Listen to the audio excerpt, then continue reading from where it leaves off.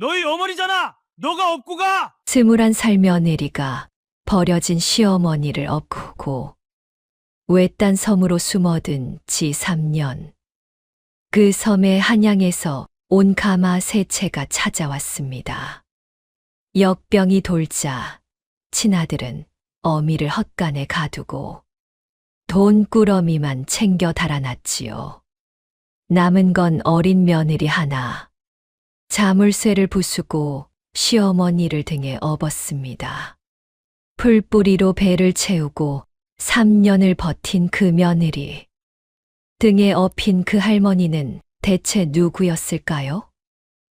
반갑습니다. 옛날 이야기입니다. 오늘도 저희 채널을 찾아주셔서 감사합니다. 구독과 좋아요, 알림 설정 눌러주시면 잊혀진 옛 이야기의 문이 활짝 열립니다. 충청도 공주 땅 이서리 마을에는 낡은 초가 한 채가 있었습니다.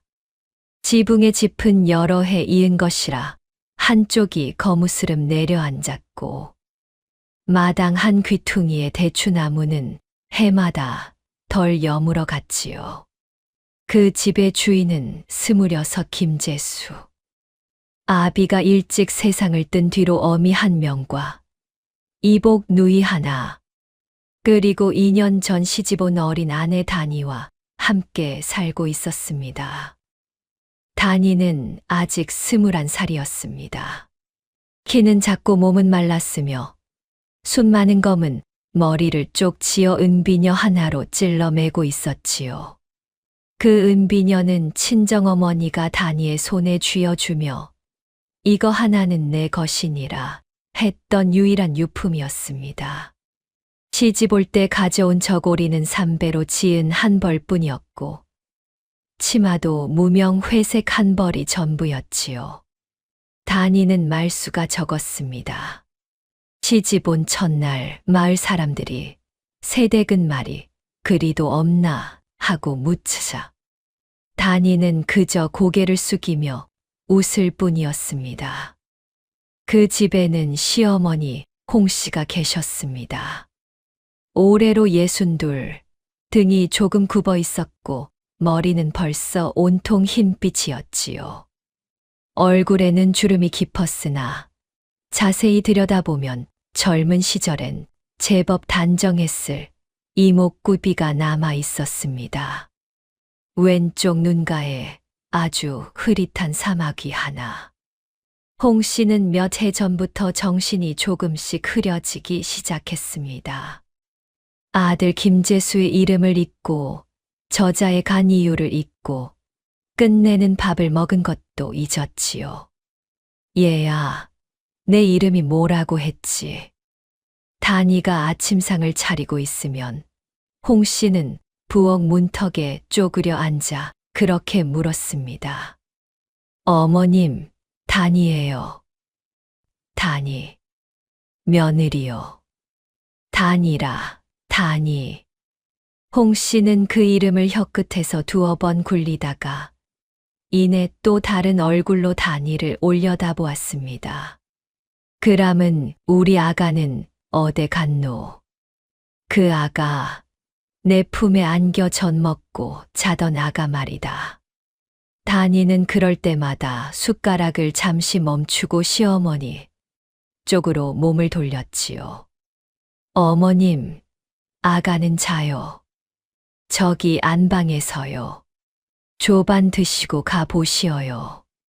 그러면 홍 씨는 안심한 얼굴로 고개를 끄덕이며 허리춤에 찬 낡은 붉은 비단 주머니를 가만히 쓸어보곤 했습니다. 그 주머니는 색이 발에 거의 분홍빛에 가까웠고 끈의 금실은 이미 다 풀려 너덜너덜했지요. 다니가 시집 온 첫날부터 홍 씨는 그 주머니를 한 번도 허리춤에서 내린 적이 없었습니다. 잘 때도 세수할 때도 심지어 뒷간에 갈 때도 그랬지요. 다니가 조심스레 물은 적이 있었습니다. 어머님, 그 주머니 안에는 뭐가 들어있어요? 그때 홍 씨는 마치 아이를 달래듯 주머니를 꼭 쥐고서 대답했지요. 이건 내 것이니라. 아무도 열어서는 아니 된다. 단이는 그 말에 더는 묻지 않았습니다. 홍 씨가 그 주머니를 쥘 때만큼은 정신이 말짱해 보였기 때문이지요. 그 집안의 또 한 사람은 시누이 성달자였습니다. 김재수의 이복 여동생으로 올해 19. 분홍 저고리에 노랑 치마를 즐겨 입고 시집 가기 전부터 옥비녀 하나를 구해 꽂고 다녔지요. 어미 홍 씨에게는 유난히 싸늘했습니다. 어머니는 또 부엌에 앉아 계시오. 흙에 닿아 저골이 더러워지지 아니할까. 성달자는 그렇게 내뱉고는 뒤도 돌아보지 않고 방으로 들어가 버리곤 했습니다. 단이는 소매로 홍 씨의 저고리 자락을 슬쩍 털어주면서 이렇게 속삭였지요. 어머님, 방에 들어가 계셔요. 오늘은 날이 쌀쌀합니다. 쌀쌀한가? 내 아가는 춥지 아니할까? 아가는 따뜻하게 뉘어두었어요. 염려 놓으셔요. 단이의 대답은 늘 그런 식이었습니다.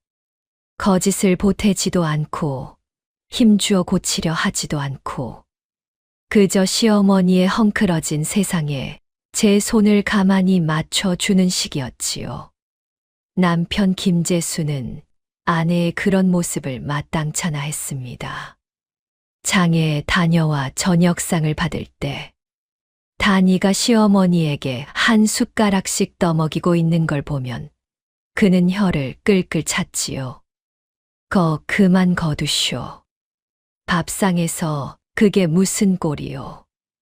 어머님이 혼자서는 잘 못 드세요. 못 드시면 굶기시오. 배고프면 제 손으로 뜨지 아니하시겠소. 김재수의 목소리는 늘 그렇게 번드르르했습니다. 한쪽으로 휜 입꼬리, 눈을 맞추지 않는 버릇, 손에 쥔 노수저를 툭툭 두드리는 소리. 단이는 노수저 소리가 들릴 때마다 속으로 숨을 길게 삼켰지요. 그러나 그럴 때마다 단이는 고개를 숙이고 예, 서방님 한마디만을 건넬 뿐 한 번도 수저를 내려놓지는 않았습니다. 어느 날 밤 단이가 호롱불 앞에 앉아 터진 버선을 기우고 있을 때였습니다. 안방에서 낮은 노랫소리가 흘러나왔지요. 자장자장 우리 아가, 자장자장 잘도 잔다. 앞들 뒤뜰 꽃이 피니 우리 아가 꿈도 피네. 달은 둥글 밝아오고 바람은 품에 들지 아니하네. 그것은 홍 씨였습니다. 치매가 시작된 뒤로 홍 씨는 가끔 한밤중에 저런 노래를 흥얼거리곤 했지요. 단이는 처음엔 놀랐지만 이제는 익숙해져 있었습니다. 그런데 이상한 것은 그 자장가의 가락이 보통 어미들이 아이에게 불러주는 것과는 사뭇 달랐다는 점입니다. 어쩐지 곡이 느리면서도 한 음이 단단했고 중간중간 옛 궁중곡에서나 들을 법한 꺾임이 숨어 있었지요. 단이가 저도 모르게 노래를 듣다가 바늘에 손끝을 찔렀습니다. 아야. 단이는 손끝에 맺힌 빨간 피 한 방울을 무릎에 슬쩍 닦고 다시 버선을 집어들었지요. 이튿날 아침 마을이 수런거렸습니다. 저수지 너머 아랫마을에서 20명이 한꺼번에 알아누웠다는 소식이었습니다. 처음엔 곧불인가 했는데 그중 한 집은 그날 저녁에 이미 2사람을 잃었다고 했지요. 저자에 다녀온 김재수가 마루에 보찜을 내던지며 말했습니다. 큰일 났소. 아랫마을에 역병이 돌았다 하오. 성달자가 놀라 눈을 크게 떴습니다. 역병이라니요. 오라버니. 어느 역병 말이오. 나도 자세히는 못 들었다. 다만 한 번 걸리면 사흘 못 버틴다 하더라. 마을 이장 안참봉이 집집마다 들러다니며 경고를 했습니다. 안참봉은 수염이 반쯤 희끗하고 몸집이 두툼한 사내로 말을 꺼낼 때마다 과장되게 고개를 끄덕이는 버릇이 있었지요. 여복의 재수, 혹여 누가 기침한다 싶으면 바로 격리하시게. 온 마을이 다 죽어나갈 판일세. 예, 안참봉 어르신. 잘 알겠나이다. 김재수는 머리를 연신 조아렸지만 그 눈빛은 이미 다른 생각을 하고 있었습니다. 안참봉이 돌아가자 김재수는 누이 성달자를 슬며시 뒤뜰로 데리고 갔지요. 단이는 부엌에서 설거지하는 척하면서 귀를 기울였습니다. 달자야, 너도 들었지? 사흘이면 죽어나간다고. 우리 집의 어머니는 저 꼴이시잖느냐. 그래서요. 이 마을에 그대로 있으면 우리도 성치 못할 것 같다. 나는 생각이 있다. 오라버니 생각이라니. 남쪽으로 가자. 역병 없는 산골로 말이다. 어머니는 여기 두고 가자. 단이는 그릇을 쥐고 있던 손이 저도 모르게 굳어졌습니다. 심장이 쿵 내려앉는 소리가 제 귀에 들릴 정도였지요. 어머니를 두고 가요? 오라버니. 어머니는 걸으시지도 못하시잖느냐. 혹여 병이라도 옮으면 우리 셋 다 함께 죽는다. 하나를 버리고 셋을 살리는 것이다. 그래도 어머니는 어머니시잖소. 너까지 이러면 어찌하느냐. 다 살자고 하는 일이다. 단이는 그 말을 듣는 순간 가만히 눈을 감았습니다. 저도 모르게 손에 잡힌 녹그릇 하나를 꼭 쥐었지요. 한참 동안 그 차가운 쇠의 감촉을 손바닥에 느끼며 단이는 숨을 깊이 들이쉬었습니다. 그리고 부엌 바닥에 꿇어앉은 홍 씨를 돌아보았습니다. 홍 씨는 부엌 공당에 쭈그려 앉아 흙바닥에 손가락으로 무언가를 그리고 있었지요. 그 앞에 놓인 자기 무릎을 가만히 쓰다듬으면서 홍 씨는 작게 흥얼거렸습니다. 자장 우리 아가, 자장 잘도 잔다. 그 노랫소리를 들으며 단이는 마음속으로 조용히 결심을 다졌습니다. 누구에게도 말하지 않은 그러나 이미 내려진 결심이었지요. 그날 밤 호롱불이 꺼지고 집안이 고요해진 뒤 단이는 제 몫의 쌀 한 되를 몰래 작은 자루에 담고 된장 한 덩이와 소금 한 움큼을 챙겼습니다. 은비녀는 머리에 그대로 꽂고 친정에서 가져온 낡은 버선 두 짝을 허리춤에 묶었지요. 그리고 옆방에서 코를 고는 시어머니의 얼굴을 한참 내려다보며 속으로 이렇게 말했습니다. 어머님, 저는 어머님을 버리지 않습니다. 제가 업어서라도 살려드릴 것입니다. 호롱불 아래 단이의 그림자가 가늘게 떨렸습니다. 그리고 바깥에서는 어둠 속으로 들려오는 먼 마을의 울음소리가 바람에 실려 오고 있었지요. 역병은 이미 마을 한쪽에 손을 뻗치고 있었고 단이와 홍 씨의 운명은 그 밤을 기점으로 모든 것이 뒤바뀌기 시작합니다. 역병은 한 번 퍼지기 시작하자 걷잡을 수 없이 번져나갔습니다. 사흘째 되는 날에는 저수지 아랫마을에서만 30명이 알아누웠고 일회째 되는 날에는 윗마을까지 번져 상을 치르는 집이 하루에도 두세씩 늘었지요. 마을 어귀 느티나무 아래에서 사람들이 수군거렸습니다. 수원댁도 어제 갔다지. 어미 따라 그 집 큰아들도 앓는다더군. 의원은 안 온다고 하더이다. 의원들이 먼저 다 도망쳤다지. 단이가 우물에서 물을 길어 오던 날, 옆집 오씨 부인이 조심스레 단이의 소매를 잡았지요. 오씨 부인은 단이보다 10살쯤 위 여자로 단이가 시집 온 뒤로 늘 마음을 써 주던 유일한 이웃이었습니다. 새댁 자네 시어머니는 어쩌시려고. 아직 별 이상 없으셔요. 그게 아니고 재수가 도망갈 채비를 하더란 말일세. 내 어젯밤에 우연히 봤다네. 그 집 사랑방 호롱불이 한밤중에 켜져 있고 무언가 부스럭거리는 소리가 나서 말이야. 단이는 물동이를 이고 있던 손이 잠시 흔들렸지요. 그러나 이내 눈을 내리깔고 담담히 대답했습니다. 그런가요? 자네까지 한 패가 될 수는 없네. 자네가 안 가면 재수도 어미를 버리지는 못할 걸세.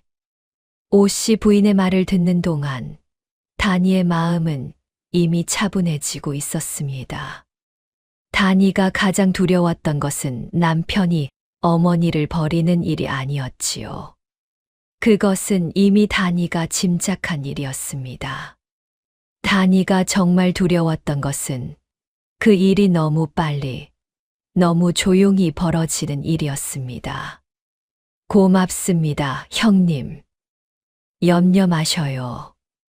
단이는 그 말만 남기고 물동이를 진 채 집으로 돌아왔지요. 집입에 들어서니 홍씨가 마루 끝에 걸터 앉아 제 무릎을 가만히 쓸고 있었습니다. 얘야, 그 아가가 왜 이리 안 오노? 어머님, 아가는 잘 자고 있어요. 그래, 자고 있구나. 춥지 아니하냐? 춥지 않아요. 제가 따뜻하게 덮어주었어요. 단이는 홍씨 옆에 앉아 어깨에 걸친 낡은 바래기를 여며 주었습니다. 그리고 고개를 돌려 시어머니의 주름 많은 얼굴을 조용히 바라보았지요.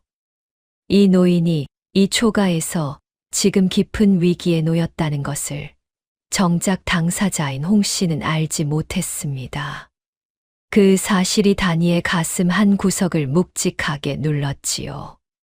그날 밤 김재수는 안참봉의 집을 몰래 찾아갔습니다. 사랑방 한 구석에서 안참봉은 기다렸다는 듯이 김재수를 맞았지요. 자네 떠나기로 했는가? 예, 어르신. 날이 밝기 전에 출발할까 하옵니다. 어미는 어찌하려고? 김재수는 잠시 말을 삼켰습니다. 그리고 아주 낮은 목소리로 대답했지요. 어머니는 두고 갈까 하옵니다.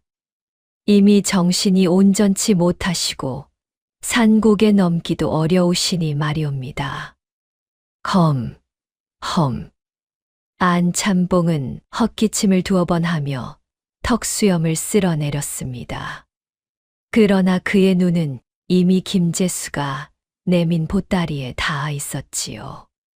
김재수가 준비해 온 노자 단량이었습니다. 이 정도라면야 뭐. 사람 일이란 게 어찌 다 마음대로 되겠는가. 다 하늘의 뜻일세. 어미를 데리고 간다고 어미가 살고 두고 간다고 어미가 죽는다는 법도 없네. 다 명줄이지. 다 명줄이야. 어르신의 하해와 같은 마음에 감사드립니다. 가는 길에 내 이름일랑 꺼내지 말게. 김재수는 허리를 깊이 숙여 예를 표한 뒤 돈꾸러미를 슬며시 안참봉의 앞에 놓고 일어섰습니다. 안참봉은 그 돈꾸러미를 쳐다보지 않는 척하며 한 손으로는 이미 그것을 자기 앞으로 끌어당기고 있었지요. 김재수는 집으로 돌아오는 골목길에서 아무도 보지 않는다는 걸 확인하고는 또 포 속에 감춰두었던 또 하나의 작은 천 주머니를 꺼내 안감을 바늘로 꿰매 넣었습니다. 그 안에는 노쇠 동전 꾸러미가 들어 있었지요. 혹시 모를 만일의 노자였습니다. 이만하면 됐다. 날이 밝기 전에 뜨면 된다. 김재수는 혼잣말을 하며 걸음을 서둘렀습니다. 그 밤 홍 씨의 잠자리는 유난히 편치 않아 보였습니다. 한참 뒤척이다가 새벽녘이 되어서야 가까스로 숨을 깊게 쉬었지요. 그러나 단이는 잠들지 못했습니다. 옆방에서 들려오는 부스럭거림, 남편의 낮은 목소리, 시누이의 종종거리는 발소리를 단이는 방문에 등을 대고 앉아 하나하나 듣고 있었습니다. 단이는 자기 몫의 짐을 이미 준비해 두었지요. 쌀 한 돼, 된장 한 덩이, 소금 한 움큼, 친정버선 2짝, 그리고 은비녀 하나. 달기 3번째 울기 전이었습니다. 옆방에서 문이 열리는 소리가 났습니다. 김재수가 조용히 마당으로 내려섰지요. 뒤이어 성달자도 보찜을 들고 나왔습니다. 단이는 방문 뒤에서 가만히 귀를 기울였습니다. 그런데 그때 마당을 가로질러 뒤뜰 쪽으로 남편의 발걸음이 옮겨가는 소리가 났지요. 뒤뜰 헛간 쪽이었습니다. 오라버니, 어찌 그리로 가오? 쉬, 달자야. 잠시만. 단이는 그 순간 등줄기로 서늘한 것이 내려오는 걸 느꼈습니다. 헛간. 그곳에는 이 시각이면 이미 곤히 자고 계실 시어머니가 없을 자리였지요. 단이는 자리에서 일어나 문을 아주 조금만 열고 마당 쪽을 내다보았습니다. 호롱도 없는 그 어둠 속에서 단이의 눈에 들어온 것은 헛간 쪽으로 가고 있는 2개의 그림자였습니다. 그리고 남편의 팔에 무언가 축 처진 채 안겨 있는 것. 단이는 저도 모르게 입을 틀어막았지요. 어머님. 김재수는 헛간 문을 열고 안으로 들어가더니 잠시 후 혼자 나왔습니다. 손에는 녹슨 쇠자물쇠 하나가 들려 있었지요. 그는 그 자물쇠를 헛간 문고리에 걸고 철컥 잠가 버렸습니다. 그리고 제 누이를 돌아보며 낮은 소리로 말했습니다. 가자. 오라버니, 그래도 어머니인데. 그래도 라니. 너 이제 와서 무슨 말이냐. 혹여 오라버니가 떠난 걸 아시면 어머니가. 알면 어떠냐.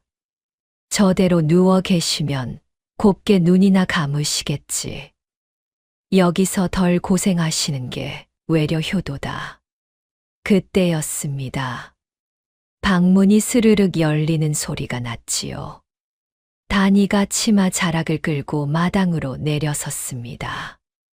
달빛에 비친 단이의 얼굴은 창백했지만 눈만은 차갑게 가라앉아 있었습니다. 김재수는 아내를 보고 흠칫 한 걸음 물러섰지요. 너 깨어 있었더냐? 예, 서방님. 뭐라? 깨어 있었습니다. 처음부터 다요. 단이의 목소리는 떨리지 않았습니다. 그저 낮고 조용했을 뿐이지요. 성달자가 당황하여 제 오라비의 팔을 잡았습니다. 오라버니, 어찌해요? 닥치거라, 달자야. 김재수는 단이 쪽으로 한 걸음 다가섰습니다. 그의 눈에 이윽고 성난 기운이 차올랐지요. 너, 내가 정신이 없는 줄 아느냐? 이 시간에 그리 서서 날 노려보는 것은 무슨 심보냐. 서방님, 어머님을 여기 두고 가시면 어머님은 사흘도 못 버티시옵니다. 그래. 어차피 못 버티실 목숨 아니냐. 그 말씀을 서방님이 어찌 그 말씀을 하시옵니까? 다니야, 나도 살아야 한다. 내가 죽으면 이 집안 대가 끊긴다. 어머니가 대를 잇겠느냐, 내가 잇겠느냐. 다니는 가만히 남편을 올려다보았습니다. 그리고 아주 작은 목소리로 한마디를 더했지요. 그렇다면 서방님은 가셔요. 어머님은 제가 모시겠습니다. 뭐라? 어머님은 제가 업고 가겠습니다. 서방님은 염려 말고 가셔요. 인연이 지금 정신이 있느냐 없느냐. 김재수가 성큼 다가와 다니의 어깨를 움켜쥐었습니다. 어깨가 들썩일 만큼 세게 흔들었지요. 그러나 다니는 흔들리지 않고 그의 눈을 똑바로 바라보았습니다.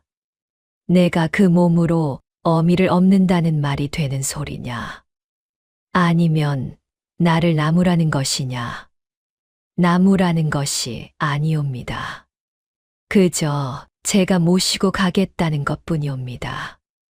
인연이 김재수가 손을 들어 올렸을 때 성달자가 그의 소매를 잡아 끌었지요. 오라버니, 우리가 지체할 시간 없잖소. 날 밝으면 사람들이 본다 하셨지 않소.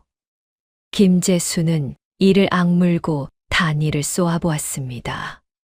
그리고 잠시 후 어깨에서 힘을 풀고 제 아내에게 내뱉듯이 말을 쏟아냈지요. 그래, 내 어미면 내가 업고 가거라. 난 내 목숨이 먼저다. 그러다 너 하나 죽고고. 어미 하나 죽거든 내 복이다. 내가 알바 아니다. 김재수는 성달자를 데리고 마당을 가로질러 살인문을 나섰습니다. 똥이 터 오기엔 아직 한참이었고 마을은 깊은 어둠에 잠겨 있었지요. 다니는 그 뒷모습이 저 멀리 어둠에 잠기는 것을 한참 동안 그 자리에 서서 지켜보았습니다.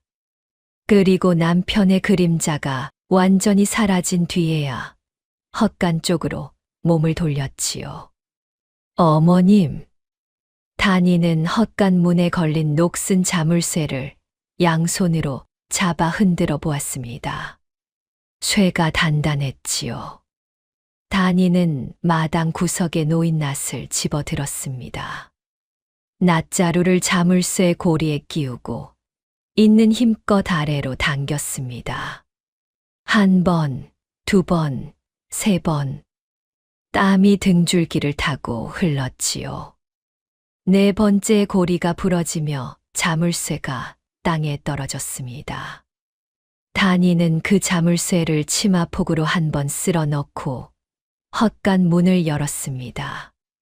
어두운 헛간 안 집더미 위에 홍씨가 모로 누워 있었습니다. 입에는 수건이 물려 있었고 손발은 묶여 있지 않았으나 정신은 어렴풋했지요. 다니는 무릎을 꿇고 시어머니의 입에서 수건을 빼내었습니다. 어머님, 일어나셔요. 어머님. 응, 얘야. 나 아까 꿈을 꾸었다. 어떤 놈이 나를 이 캄캄한 데로 끌고 왔단다. 꿈이셨어요, 어머님. 이제 나가요. 어디로 가노? 안전한 곳으로요. 제가 업고 갈게요. 다니는 시어머니의 허리에 제 팔을 두르고 제 등을 조금 낮추어 홍씨를 업었습니다. 62의 홍씨는 몸피가 작고 마르긴 했지만 21살 다니의 등에는 무거운 짐이었지요. 다니는 한 번 숨을 고르고 헛간을 나섰습니다. 그리고 마당 구석에 숨겨두었던 자기 짐 보따리를 한 손에 꿰어들고 살인문 쪽으로 걸어갔습니다. 부러진 자물쇠는 치마 안에 그대로 넣고 갔지요. 마을 어귀의 느티나무 아래 이르렀을 때 다니는 잠시 멈추고 뒤를 돌아보았습니다. 어둠 속의 초가, 호롱불 하나 없이 잠들어 있는 이웃들. 이 마을에는 이제 홍 씨를 기억해 줄 사람이 아무도 없을 것이었지요. 다니는 속으로 한 번 더 다짐을 새겼습니다. 어머님, 제가 살려드릴 것입니다. 이 목숨이 붙어 있는 한은요. 홍 씨가 다니의 등에 얼굴을 묻은 채 작게 중얼거렸습니다. 얘야, 내 이름이 뭐라고 했지? 다니예요, 어머님. 며느리 다니요. 다니라. 우리 다니. 참 이름이 곱구나.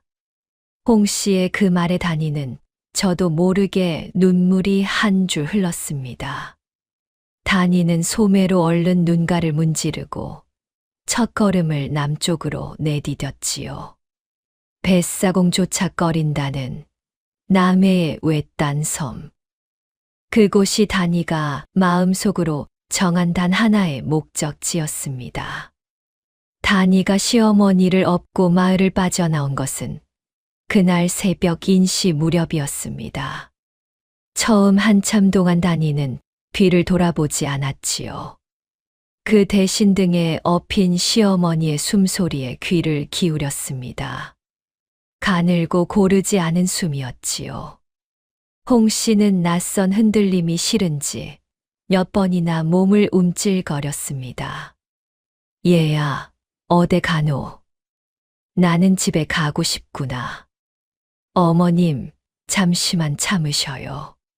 집보다 더 좋은 데로 가는 길이어요. 집보다 더 좋은 데가 있단 말이냐. 있지요. 그곳은 역병도 없고 아무도 어머님을 해치지 못하는 곳이랍니다. 다니는 걸음을 멈추지 않았습니다. 마을 어귀를 지나 저수지 둑을 따라 아직 서리가 남은 논두렁길을 걸었지요. 똥이 틀 무렵 첫 번째 고개에 이르렀을 때 다니의 다리는 이미 후들거리고 있었습니다. 바위에 엉덩이를 걸치고 잠시 숨을 고르는 동안 홍 씨는 다니의 등에서 잠깐 잠이 들었는지 규칙적으로 숨을 쉬었지요. 조금만 더 가요, 어머님. 해가 뜨기 전에 옆 고을까지는 가야 해요. 혼잣말처럼 중얼거린 말이었습니다. 옆 고을에 가면 아는 얼굴이 없을 테니 잠시 저자의 뒷골목에서라도 숨어 쉴 수 있으리라 다니는 계산했지요. 그러나 그 산길은 생각보다 훨씬 길었습니다. 한낮이 되어서야 다니는 첫 번째 고갯마루에 섰고 거기서 또 한 번 시어머니를 내려 눕히고 잠시 바위 그늘에 주저앉았습니다. 여기는 어디냐? 고갯마루예요, 어머님. 산새 소리가 참 많지요. 산새가 많구나. 노란 것도 있고 까만 것도 있고. 홍 씨는 치매가 있었으나 기이하게도 자연을 볼 때만큼은 눈빛이 깨끗해졌습니다. 다니는 그 모습을 보며 잠시 웃었지요. 그리고 짐 보따리에서 주먹밥 한 덩이를 꺼내어 반으로 갈랐습니다. 한쪽은 시어머니에게 쥐어주고 한쪽은 자기가 물었지요. 쌀이라고는 겨우 한 되밖에 없으니 하루에 주먹밥 한 덩이로 버티자는 것이 다니의 셈이었습니다. 해가 지기 직전에야 다니는 옆 고을 저자 근처에 다 달았습니다. 그러나 저자에 들어설 수는 없었지요. 옆 고을에도 역병 소문이 퍼져 있었고 낯선 얼굴이 오면 돌을 던지는 마을도 있다는 말이 있었습니다. 다니는 저잣거리를 피해 산허리로 돌아가 버려진 사당 같은 작은 오두막에서 그날 밤을 났습니다. 불을 피울 수 없었지요.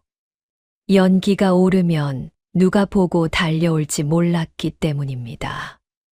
다니는 제 저고리를 벗어 시어머니의 몸에 덮어주고 자기는 무명 속옷 바람으로 홍씨 옆에 몸을 웅크렸습니다. 어머님, 추우시지 아니하셔요. 괜찮다. 내가 덮어주니 따뜻하구나. 어머님의 아가도 어머님이 덮어주었지요. 우리 아가. 홍 씨는 그 말 끝에 다시 자장가를 흥얼거리기 시작했습니다. 자장 우리 아가, 자장 잘도 잔다. 다니는 시어머니의 자장가를 들으며 그 곁에서 선잠을 잤지요. 그날 밤 꿈속에 다니의 친정어머니가 나타났습니다. 아가, 내가 하는 일이 큰일이다. 하늘이 알고 있느니라. 다니는 그 말을 듣고 잠에서 깼습니다. 창호지 너머로 먼동이 희미하게 트고 있었지요. 사흘째 되는 날, 다니는 산 하나를 더 넘어 남쪽으로 내려갔습니다. 사흘 내리 걸은 발은 물집이 잡혔고 어깨는 감각이 없었지요. 홍 씨도 지쳐가고 있었습니다. 가끔 등에서 얼굴을 파묻고 한숨처럼 작게 신음을 내기도 했지요. 얘야, 내려놔 다오. 잠시라도 내려놔 다오. 어머님, 내리시면 저 혼자 힘이 나질 않아요. 조금만 더요. 그 혼자 무겁지 아니하냐. 어머님이 무거우시지 아니하니 저도 힘이 납니다. 어머님은 저한테 아무것도 아니 되어요. 다니가 그렇게 말할 때면 홍 씨는 잠시 입을 다물고 가만히 다니의 어깨에 얼굴을 비비듯이 기댔습니다. 나흘째 해질녘 다니는 드디어 바다를 보았습니다. 해남 포구였지요. 크지 않은 포구였으나 사람 냄새가 진하게 나는 곳이었습니다. 생선을 절이는 비린내, 소금을 굽는 연기, 뱃사람들의 거친 말투.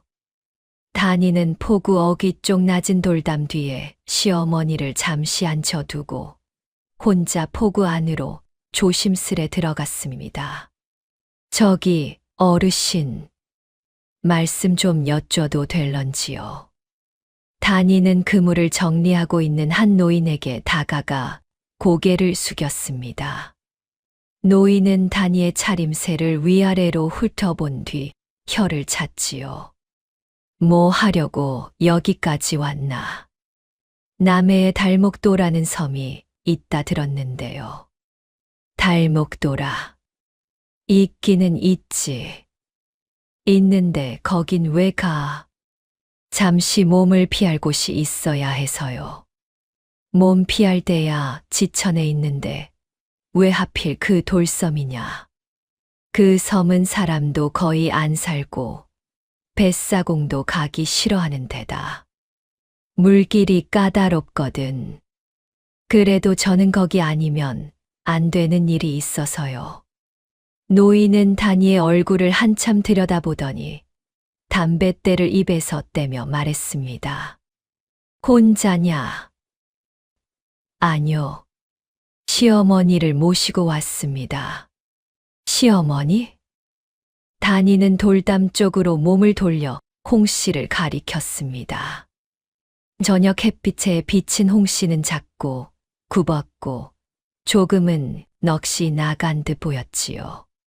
노인은 그 모습을 한참 바라보다가 다시 다니를 돌아보았습니다.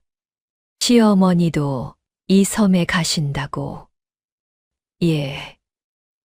못하러. 다니는 잠시 말을 멈췄습니다. 노인의 눈이 너무나 꿰뚫어 보는 듯해서 거짓말을 할 수 없었기 때문이지요. 역병이 도는 마을을 피해왔어요. 저희 집안 사람들은 다 도망갔는데 어머님은 치매가 있으셔서 걷지 못하세요. 그래서 제가 업고 여기까지 온 겁니다. 시어머니를 업고. 예. 노인은 한참 동안 아무 말도 하지 않았습니다. 그저 담뱃대에 다시 불을 붙이고 낡은 그물을 손으로 만지작거렸을 뿐이지요.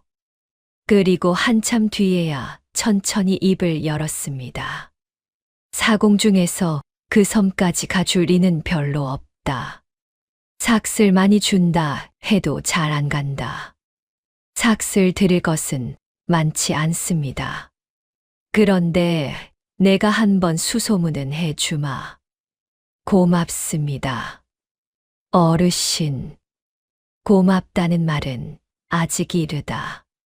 들어가는 사람을 찾는 건 쉬운 일이 아니다.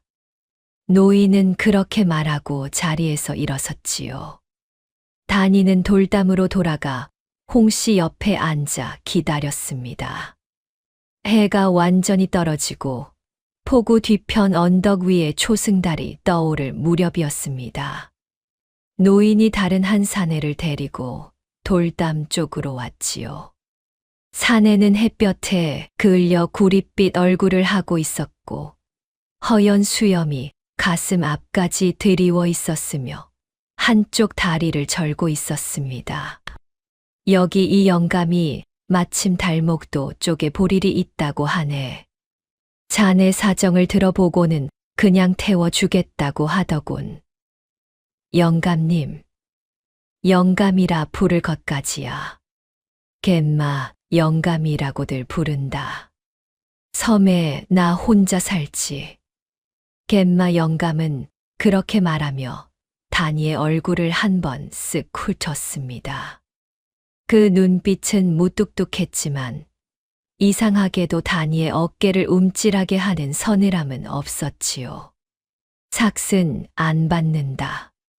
다만 한 가지만 물어보자. 예, 어르신. 네가 저 노인네 며느리라고 했는데 저 어른이 네 시어머니인 거 맞나? 맞습니다. 네 시아제들은 어디 갔노? 도망갔습니다. 허. 갯마 영감은 허 소리 한마디를 내뱉고는 더 묻지 않았습니다. 그 한마디 안에 담긴 감정은 비웃음도 아니었고 한탄도 아니었습니다. 그저 이 세상에 그런 일도 있구나 하는 길게 숨을 내쉬는 체념 비슷한 것이었지요. 이튿날 새벽 갯마 영감의 낡은 거룻배에 다니와 홍씨가 올랐습니다. 배에 오를 때 홍씨는 잠시 겁을 먹었는지 다니의 옷자락을 꼭 쥐었지요. 얘야, 배다.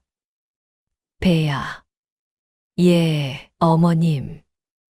이 배가 우리를 데려다 줄 거예요. 안전한 섬으로요. 안전한 섬이라.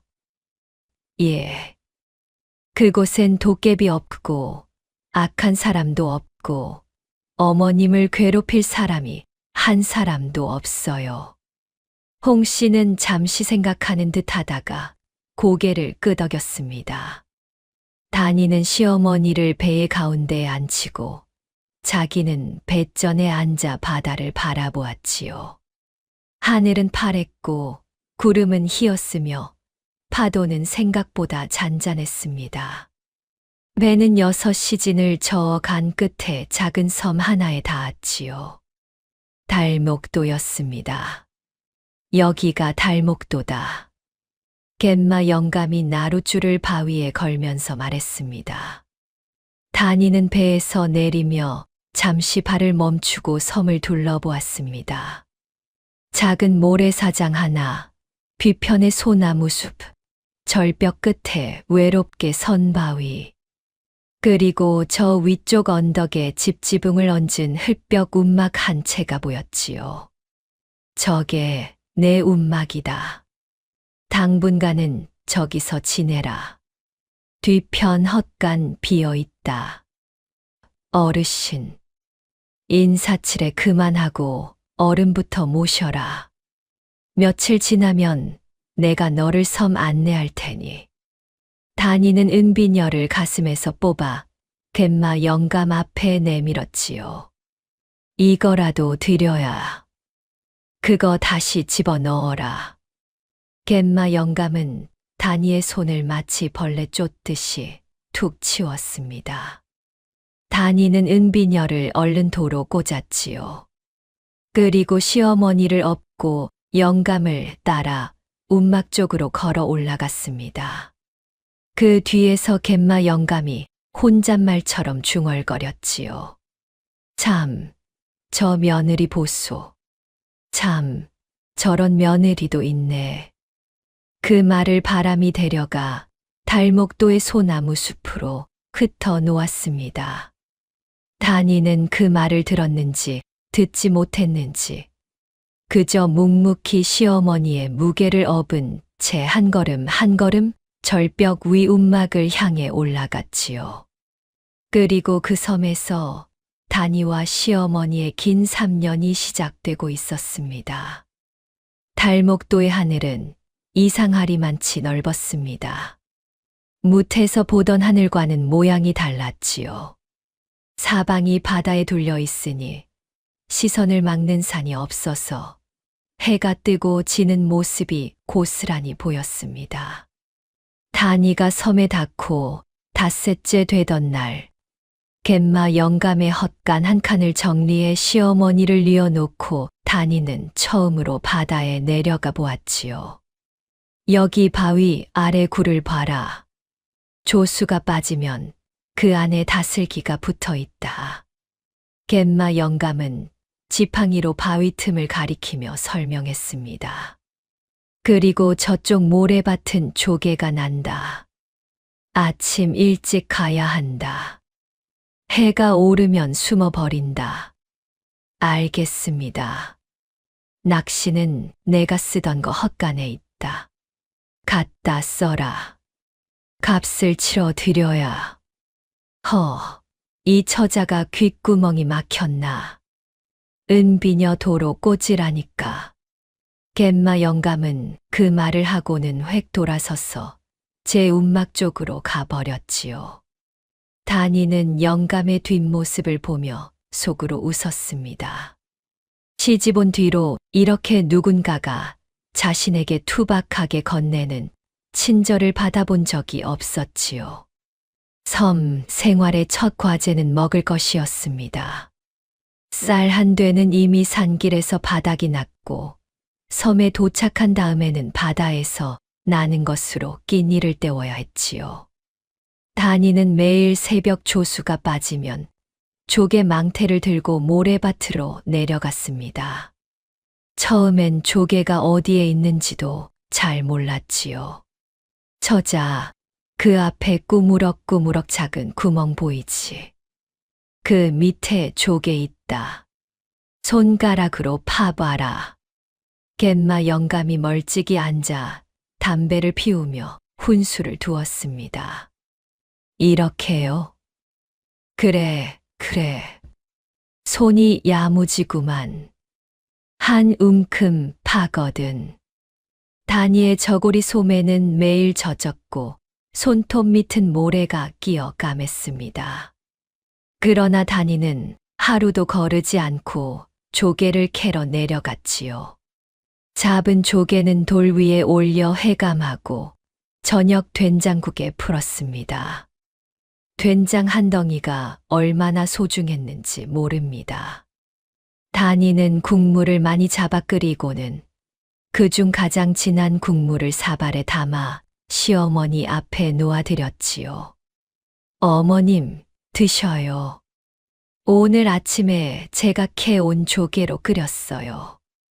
내가 다 캤다고? 네, 10알도 넘게요. 아이고, 우리 다니 손재주가 좋구나. 홍 씨는 국을 한 모금 떠먹더니 입 안에서 조개살을 오래오래 씹었습니다. 다니는 그 모습을 보며 저도 모르게 코끝이 찡해졌지요. 섬에 오고 한 달쯤 지나서 단이는 자기 움막을 짓기로 했습니다. 헛간에서 계속 신세 지는 것이 영감에게 미안했기 때문이지요.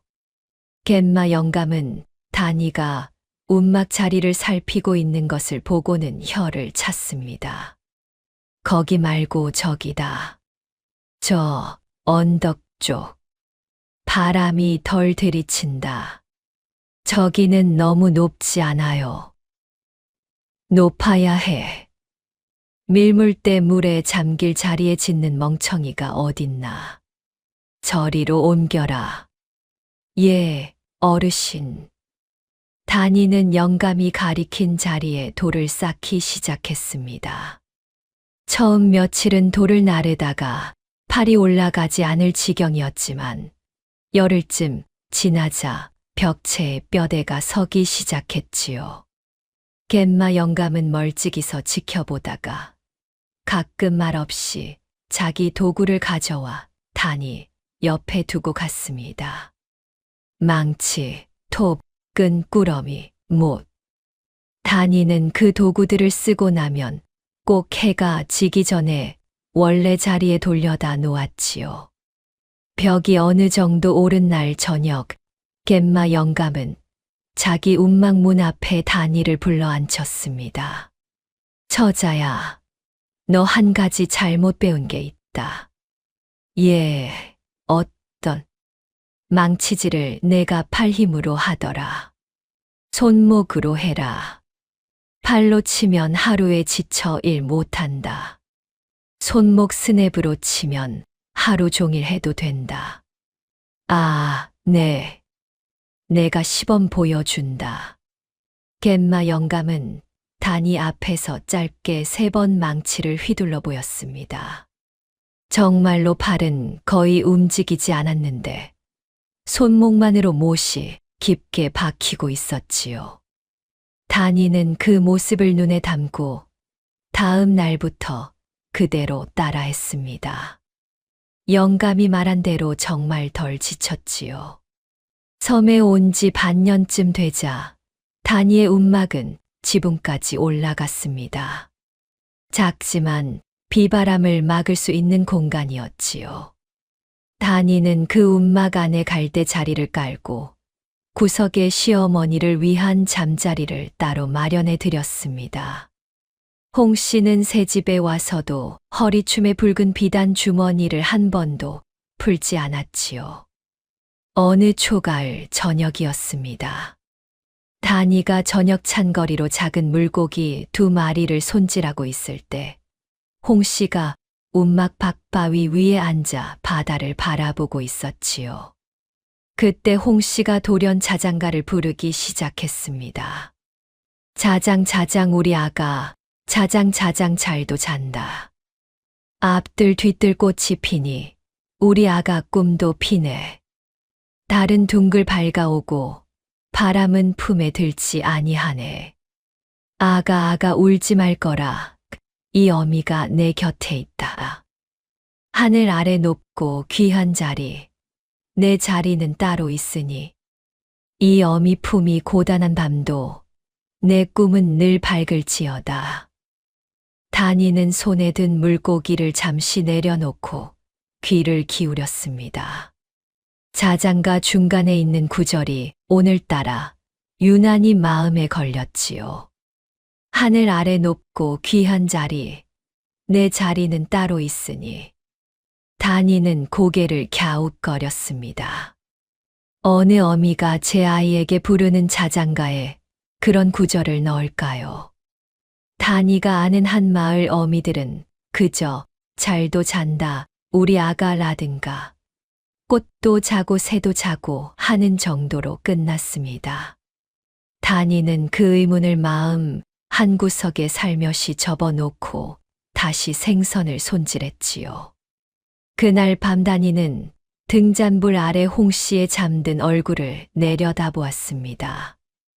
허리춤에 늘 차고 있는 붉은 비단 주머니. 단이는 저도 모르게 그 주머니 쪽으로 손을 뻗다가 이내 손을 거두었지요. 시어머니의 것을 허락 없이 열어볼 수는 없었습니다. 단이는 대신 시어머니의 손을 가만히 잡아 제 무릎 위에 올려두었습니다. 그 손은 여전히 따뜻했지요. 섬에 온 첫 해, 겨울은 유난히 길었습니다. 바닷바람이 매서웠고 몇 번은 운막 지붕 위에 눈이 쌓였지요. 단이는 갯마 영감에게 배운 대로 해초를 말려두고 조개살을 잿불에 말려 가루로 빻아두었습니다. 그래도 먹을 것이 턱없이 모자랐지요. 어느 날 아침 단이가 운막 문을 열었을 때 문 앞에 말린 생선 한 궤가 놓여 있었습니다. 누가 두고 갔는지 묻지 않아도 뻔했지요. 단이는 그 궤를 들고 갯마 영감의 운막으로 가려 했습니다. 그러나 영감은 이미 바다에 나가 있었고 해가 질 때까지 돌아오지 않았지요. 어르신, 고맙습니다. 단이가 밤늦게 영감의 운막 앞에 대고 인사를 했을 때 영감은 문을 열지 않고 안에서 한마디를 건넸습니다. 처자, 쓸데없는 말 말고 어른이나 챙겨라. 예. 단이는 그 문 앞에서 한참을 서 있다가 제 운막으로 돌아왔습니다. 섬에 온 지 1년이 조금 지났을 때였습니다. 갯마 영감이 한밤중에 단이의 운막 앞에 마른 꽃 한 다발을 두고 간 일이 있었지요. 무태서는 봄이면 지천에 피는 철쭉이었습니다. 영감이 무태 볼 일이 있어 배를 타고 갔다 오는 길이었는데 오는 길에 굳이 그 꽃을 꺾어 온 모양이었지요. 단이는 그 마른 꽃다발을 시어머니 머리맡에 꽂아 드렸습니다. 홍 씨는 그날 저녁 그 꽃을 한참 들여다보았습니다. 단이야. 예, 어머님. 이 꽃 내가 옛날에 많이 봤다. 그러셨어요? 그래. 어디서 봤더라. 홍 씨는 마른 꽃잎을 한참 손가락으로 만지작거렸습니다. 그러다 조심스레 한마디를 덧붙였지요. 큰 집 마당에 많이 피어 있었다. 아주 큰 집이었다. 우리 집 같은 거 아니고. 어머님, 어느 집이셨어요? 단이가 묻자 홍 씨의 눈은 다시 흐려졌습니다. 마치 기억의 한 조각이 손끝에서 스르르 빠져나간 것 같았지요. 홍 씨는 고개를 저으며 이렇게 말했습니다. 모르겠다. 어디였는지 모르겠다. 그저 큰 집이었다. 단이는 그날 밤 오래도록 잠들지 못했습니다. 홍 씨의 큰 집. 홍 씨의 허리춤에 늘 매달린 붉은 주머니. 그 궁중 곡조 같은 자장가. 이 세 가지가 단이의 머릿속에서 서로 이어지지도 흩어지지도 못한 채 맴돌고 있었지요. 그러나 단이는 굳이 그것을 캐물으려 하지 않았습니다. 시어머니가 기억하고 싶지 않은 것이라면 그것은 묻어두어야 한다고 생각했기 때문이지요. 단이는 다만 시어머니의 잠든 얼굴에 얇은 무명 이불을 한 번 더 덮어드리고 자기 자리에 누웠습니다.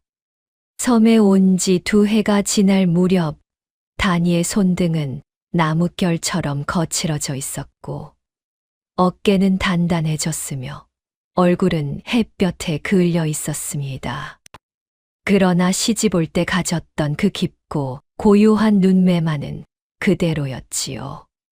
아니, 오히려 더 깊고 더 고요해져 있었습니다. 갯마 영감은 가끔 단이가 밭을 매는 모습을 지켜보다가 혼잣말처럼 중얼거렸습니다.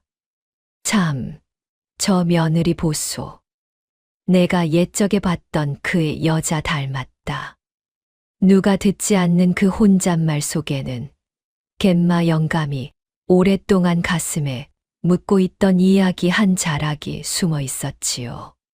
풍랑에 잃은 아내와 그 바다에서 함께 잃은 어린 딸. 다니가 그 모습을 어쩐지 닮았다는 것. 그 말은 섬의 바람을 타고 소나무 가지 사이로 조용히 스며들어 갔습니다. 그리고 2해라는 시간은 어느새 그렇게 지나가 있었지요. 섬에서 맞는 3번째 봄은 이상하게도 더디 왔습니다. 겨울바람이 유난히 길었고 바다는 평소보다 더 사나웠지요. 다니가 움막 뒤편에 쌓아두었던 마른 해초와 조갯가루는 이미 보름 전에 바닥이 났습니다. 매일 새벽 물이 빠지면 다니는 조개망태를 들고 내려갔지만 이제는 온종일 뒤져도 한 사발만큼도 채 건지지 못했지요. 어르신, 올해는 조개가 없어요. 다니가 갯마 영감의 움막 앞에서 고개를 숙이자 영감은 잠자코 파이프를 한 모금 빨고는 말했습니다. 추운 해엔 안 나온다. 바닥 깊이 박혀 안 기어나와. 3년에 한 번씩 그런다. 3년에 한 번이라니요. 재수 없게 그 3년 중에 네가 걸린 거다. 갯마 영감은 짧게 그렇게 내뱉고는 제 움막으로 들어갔습니다. 그날부터 영감의 기침 소리가 움막 밖까지 새어 나오기 시작했지요. 다니는 처음엔 못 들은 척했지만 밤마다 길게 끊기지 않는 기침 소리는 점점 다니의 마음을 무겁게 눌렀습니다. 7순이 넘은 노인이 겨울 바닷바람을 2년째 홀로 맞으며 살림 한 모퉁이를 다니 쪽으로 덜어 주었으니 영감의 몸이 성할 리 없었지요. 그 무렵 홍 씨의 몸 상태도 눈에 띄게 달라졌습니다. 2해 전 섬에 올 때만 해도 등은 굽었을 망정 혼자 바위에 앉는 정도는 하셨는데 이제는 다니가 부축해도 몇 발짝 걷기가 어려웠지요. 기침이 잦아졌고 밥을 넘기는데 시간이 전보다 2배는 걸렸습니다. 다니는 매일 아침 가장 부드러운 조갯살만 골라 죽에 풀어드렸지요. 어머님, 한 술만 더 드셔요. 배가 안 고프다. 그래도 한 술만요. 제가 먹여드릴게요. 다니야. 예, 어머님. 내가 널 너무 힘들게 하지. 홍 씨가 그 말을 입 밖에 낸 것은 처음이었습니다. 다니는 숟가락을 잠시 멈추었지요. 시어머니의 눈이 이상하게 맑았습니다.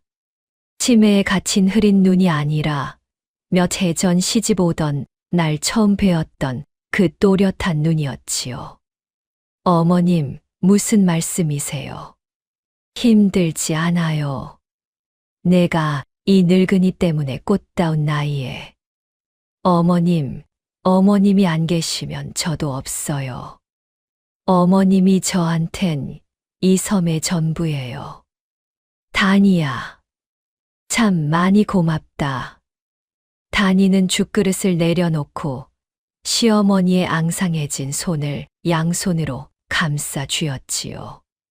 그리고 한참 동안 아무 말도 하지 않았습니다. 바람이 움막 문을 한 번 스치고 지나갔지요. 다음 날 새벽 다니가 조수를 따라 내려가 바위 틈을 뒤지다가 허리를 펴보니 동쪽 하늘이 먹구름으로 깜깜해져 있었습니다. 무태에서 온 늙은 뱃사공이 예전에 한 말이 떠올랐지요. 봄 먹구름이 저리 검으면 사흘은 못 나간다. 다니는 서둘러 조갯가루 한 줌과 말린 미역 한 조각을 짐에 넣고 움막으로 돌아왔습니다. 과연 그날 오후부터 비가 쏟아졌지요. 비는 사흘 내내 멎지 않았습니다. 다니는 사흘 동안 움막 안에서 시어머니를 곁에 뉘이고 자기는 움막 벽에 등을 기대어 앉아 있었습니다. 먹을 것은 점점 줄었지요. 어머님, 오늘 저녁은 미역국이에요. 국물 있나? 네, 국물 많아요. 국물 많이 드셔요. 실은 국물뿐이었습니다. 건더기는 다니가 잘게 잘라 홍 씨의 사발에만 넣었지요. 다니 자신의 사발에는 미역 한 조각도 남아 있지 않았습니다. 다니는 국물만 떠 마시며 그래도 시어머니의 숟가락 드는 속도에 마음을 졸였지요. 사흘째 되는 날 밤이었습니다. 비가 그친 뒤 하늘이 개고 달이 환하게 움막 창호지를 적셨지요. 그때 홍 씨가 갑자기 다니를 불렀습니다. 다니야. 예, 어머님. 이리 와 앉아 보아라. 홍 씨의 목소리가 이상했습니다. 흐트러지지 않고 정연했지요. 다니는 뭔가 이상한 예감이 들어 조심스레 시어머니 곁으로 가 앉았습니다. 홍 씨는 달빛을 향해 모로 누운 채 말없이 자기 허리춤을 더듬었지요. 그러고는 그 낡고 색바랜 붉은 비단 주머니를 허리춤에서 풀었습니다. 다니야, 이걸 내가 지녀라. 어머님, 그게 받으라 하면 받거라. 이 어미 말이다. 홍 씨의 목소리는 조용했지만 거역할 수 없는 무게가 실려 있었습니다. 다니는 천천히 두 손을 뻗어 그 주머니를 받았지요. 2해 넘게 시어머니의 허리춤에서 단 한 번도 풀린 적 없었던 주머니. 다니의 손에 닿은 그것은 생각보다 가벼웠지만 안에 무언가 단단한 것이 하나 들어 있었습니다. 이게 무엇인지요, 어머님? 나도 이제는 잘 기억이 나지 아니하는구나. 그러면 어찌 이것을 저에게? 다니야, 이것은 말이다. 아주 오래전에 누가 내 손에 쥐어준 것이다. 내가 그의 앞에서 평생 잃지 않기로 한 것이다. 그런데 이제는 내가 이것을 지킬 몸이 아니다. 이것은 너에게 맡기는 게 옳은 것 같다. 그러시면 제가 이것을 어찌 해드려야 해요, 어머님? 열지 마라. 그냥 내가 지녀라. 언젠가 때가 오면 이것이 스스로 열릴 것이다. 다니는 그 주머니를 가슴 앞에 모아 쥐었습니다. 그리고 천천히 고개를 끄덕였지요. 홍 씨는 주머니를 다니에게 넘긴 뒤로는 허리춤이 허전한 듯 몇 번이고 그 자리를 쓸었습니다. 그러나 다시는 그 주머니를 달라고 하지 않았지요. 대신 홍 씨는 다니의 손을 잡고 한참 동안 말없이 달빛을 바라보았습니다. 다니야, 내가 이 섬에 오길 잘했다. 어머님, 나는 이 섬에서 내가 오래전에 잃은 것을 조금은 되찾은 것 같다. 잃은 것이라니요. 그것이 무엇인지는 나도 잘 모르겠구나. 다만 내 곁에 있으면 이상하게 잃었던 것이 조금씩 차오르는 것 같다. 그 밤 다니는 주머니를 품에 안고 뜬 눈으로 세웠습니다. 그리고 그 이튿날 새벽 갯마 영감의 움막에서 유난히 길게 끊이지 않는 기침 소리가 들려왔지요. 다니는 죽 한 사발을 들고 영감의 움막 문 앞에 섰습니다. 어르신, 괜찮으세요? 괜찮다. 그 죽이라도 드셔요. 오늘 아침에 묽게 끓였어요. 나는 됐다. 어른이나 드려라. 어머님은 벌써 드셨어요. 어르신 것은 따로 끓였습니다. 문 안쪽에서 잠시 침묵이 흘렀습니다. 그리고 잠긴 소리가 기침처럼 새어 나왔지요. 처자, 미안타. 예. 내가 이거 나이 들면 몸이 맘 같지 않아서. 봄엔 원래 안 이랬는데. 어르신, 미안할 일이 아니에요. 어르신이 저희 두 사람 목숨을 구하셨잖아요. 내가 구한 건 아니다. 네가 네 힘으로 왔다. 다니는 운막 문 앞에 죽그릇을 놓아두고 고개를 깊이 숙여 한 번 절하고는 돌아왔습니다. 그리고 운막으로 돌아오는 길, 다니는 그 바닷가 자갈길 위에서 처음으로 주저앉고 말았지요. 어머님도 어르신도 다들 일이 무너져 가고 있는데 나는 무엇을 할 수 있을까? 다니는 얼굴을 무릎에 묻었습니다. 두 해를 버텨온 몸이 이제는 한계를 보이고 있었지요. 배고픔도 추위도 바닷바람의 짠맛도 견딜 수 있었지만 자기가 사랑하는 두 사람이 서서히 쇠해가는 모습을 옆에서 지켜보는 일은 다니에게 가장 견디기 힘든 고통이었습니다. 다니는 가슴에 품은 붉은 주머니를 한 번 꼭 쥐었습니다. 그리고 속으로 기도 아닌 기도를 했지요. 하늘이시여, 이 어머님을 조금만 더 제 곁에 두어 주십시오. 제가 이 어머님을 봉양한 것이 너무 짧아 견딜 수가 없습니다. 그날 밤 다니는 오랫동안 바위 위에 앉아 검은 바다를 바라보았습니다.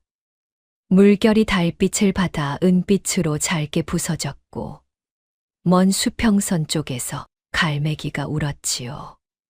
다니는 바위 위에서 천천히 일어나 제 움막 쪽으로 걸음을 옮겼습니다. 그 움막 앞에는 그날 낮부터 변함없이 한 줄기 연기가 올라오고 있었지요. 아직 시어머니가 살아 계신다는 단 하나의 증거였습니다. 섬에서 맞는 세 번째 가을의 초엽이었습니다. 다니는 바위 위에 앉아 마른 미역을 씹으며 수평선 너머를 말없이 바라보고 있었지요. 그때 다니의 시야 한쪽 끝에 낯선 점 하나가 들어왔습니다. 처음엔 갈매기인 줄 알았는데 점은 점점 커지고 있었지요. 다니는 눈을 가늘게 떴습니다. 그것은 돛이었습니다. 그것도 하나가 아니었지요. 한 척, 두 척, 그리고 또 한 척. 모두 세 척의 배가 정확히 달목도를 향해 들어오고 있었습니다. 다니의 입에서는 한동안 아무 소리도 나오지 않았지요. 세 척의 돛은 반 시진 뒤 달목도의 작은 모래사장에 닿았습니다. 앞선 배에서 가장 먼저 내린 것은 검정 관복을 입은 중년의 사내였지요. 그가 배에서 무트로 뛰어내리는 걸음걸이가 지나치게 단정해서 멀리서 보아도 궁에서 평생을 산 사람임을 알 수 있었습니다. 뒤를 이어 무장한 군관 몇과 교작꾼 6, 그리고 장막으로 가린 가마 3채가 차례로 무태에 올라왔지요. 다니는 바위 위에서 그 광경을 내려다보았습니다. 처음엔 제 눈을 의심했지요. 사람이 오기는커녕 지나가는 배조차 구경하기 어려운 섬에 한양 관복을 입은 일행이 나타난 것입니다. 다니는 움막 쪽으로 서둘러 내려가 시어머니 앞에 앉았지요. 어머님, 어머님, 왜 그러느냐, 얘야. 섬에 사람들이 왔어요. 한양에서 온 것 같아요. 한양이라. 홍 씨는 그 말을 되뇌었습니다. 그리고 이상하게도 그 한마디 말에서 며칠 전부터 흐릿했던 홍 씨의 눈동자가 잠깐 또렷해졌지요. 한양에서 왔다고. 네, 어머님. 가마가 3채입니다. 가마 셋이라. 누가 보냈다더냐? 저도 모릅니다. 저기 검정 관복 어른께서 제일 앞서 걸어오십니다. 그 사이 박내관 일행은 이미 언덕 아래까지 올라와 있었습니다. 갯마 영감은 기침하다 말고 운막문 앞에 서서 그들을 바라보고 있었지요. 영감은 그들이 예사로 보이지 않는다는 것을 직감했는지 뒤로 물러서지 않고 오히려 한 걸음 앞으로 나섰습니다. 이 섬에는 무슨 연고로 오시었소? 영감이 낮은 목소리로 묻자 박내관은 걸음을 멈추고 잠시 영감을 살폈습니다. 그리고 예를 갖춰 고개를 숙이고 말했지요. 어르신, 저희는 한양에서 왔습니다. 이 섬의 혹여 홍씨 성을 쓰는 한 노인이 며느리와 함께 머물고 있는지 여쭙고자 왔사옵니다. 홍씨 성을 쓰는 노인이라. 예. 한때 내의원 저저멈으로 궁에서 일하시다 오래전에 궐을 나오신 분이옵니다. 올해로 연세 62, 왼쪽 눈가에 사마귀가 있으시고 자장가 한 수를 특별히 잘 부르신다고 들었사옵니다. 그 말에 다니의 심장이 덜컥 내려앉았습니다.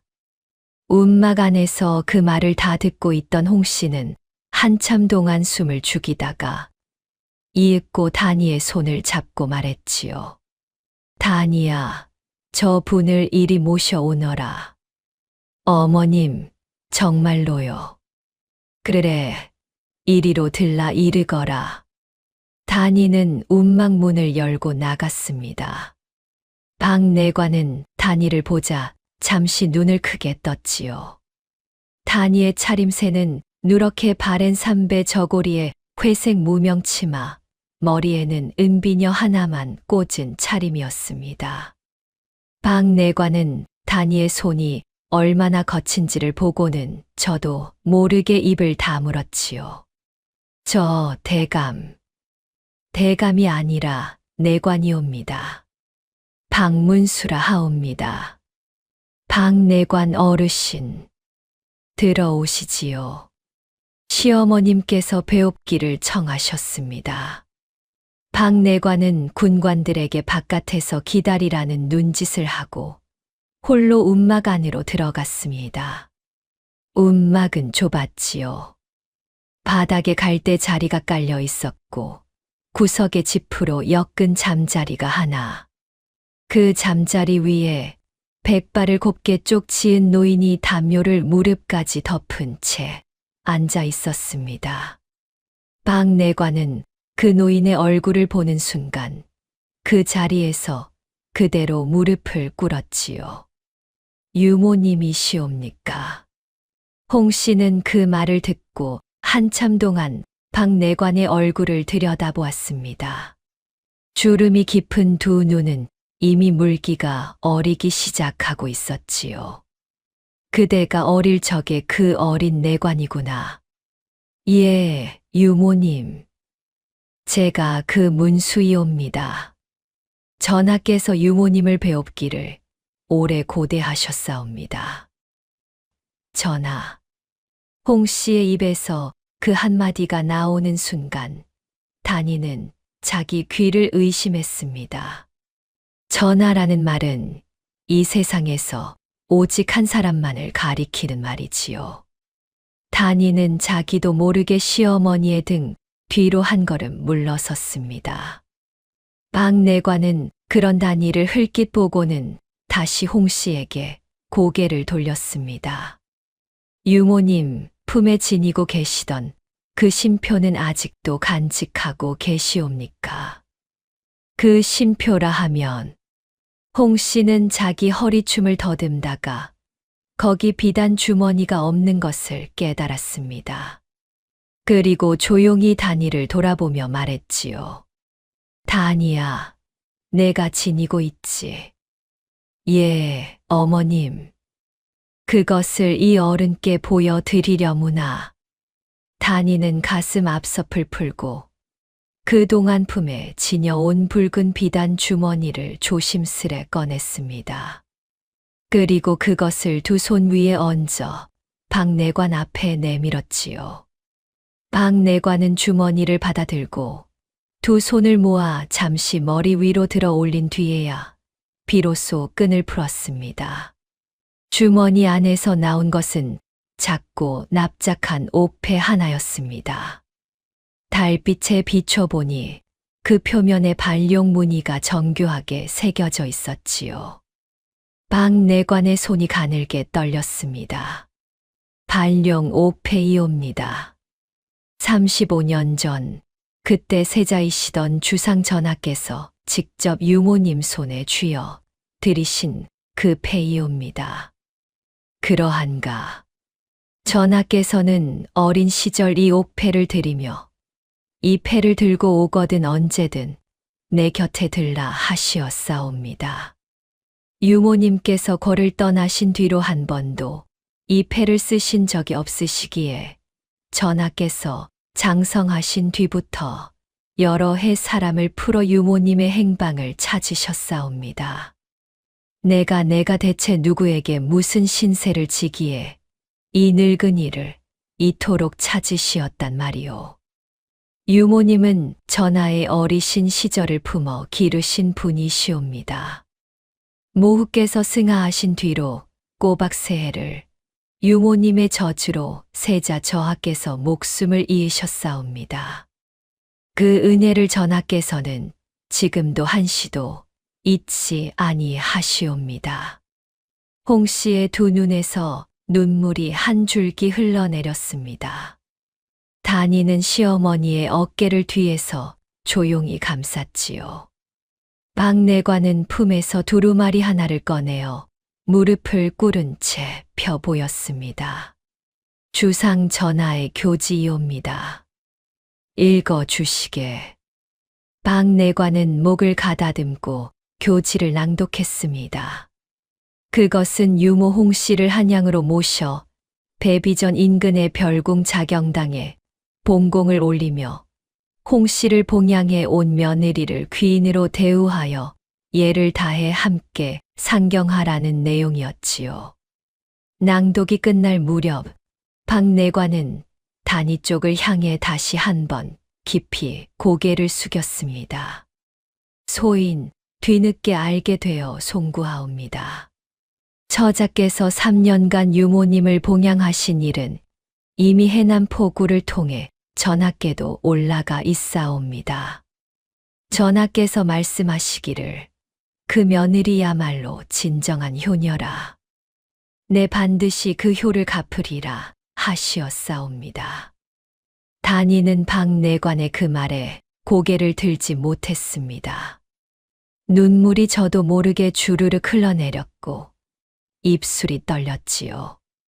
다니는 시어머니가 유모였다는 사실도 임금이 친히 사람을 보냈다는 사실도 도무지 실감하지 못했습니다.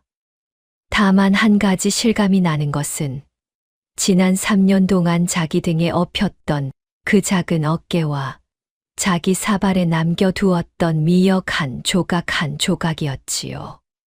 어르신 저는 어머님이 누구이시든 그것이 저한테는 아무래도 좋았어요. 어머님이 제 어머님이라서 그랬을 뿐이에요. 압니다, 처자.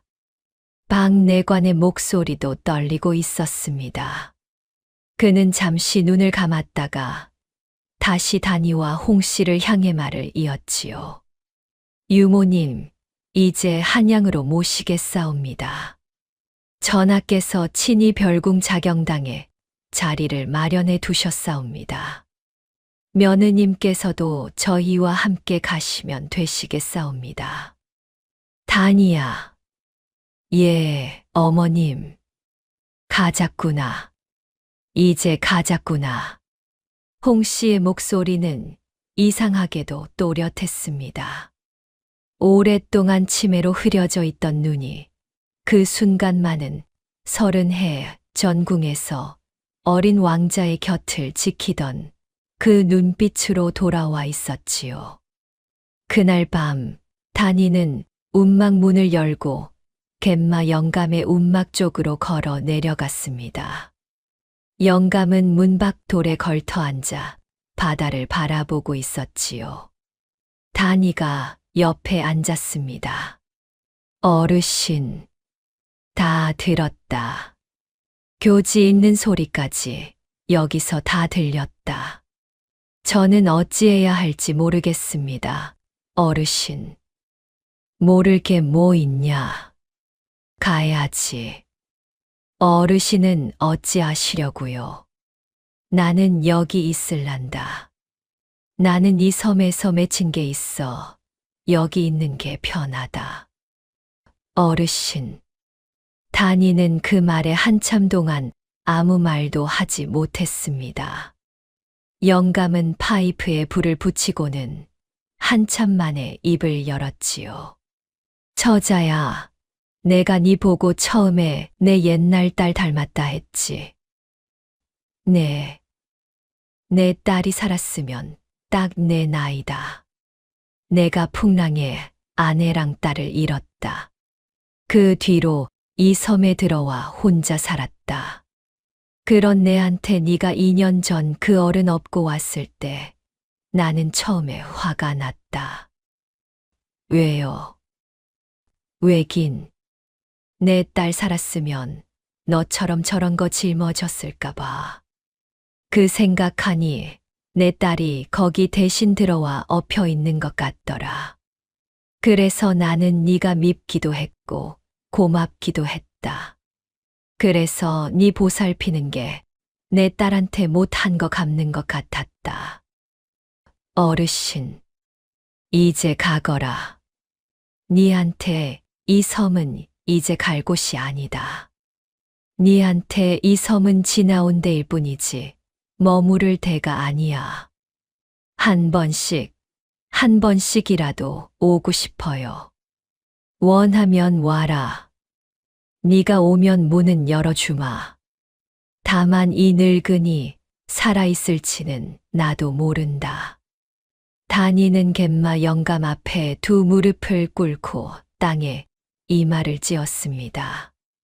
영감은 고개를 돌리고 손등으로 제 눈자위를 한 번 훔쳤지요. 섬의 바람이 그 두 사람 사이로 길게 지나갔습니다. 그리고 다음 날 아침 세척에 배는 달목도를 떠났습니다. 맨 앞 가마 안에는 홍 씨가 단정히 앉아 있었고 두 번째 가마에는 다니가 앉아 있었지요.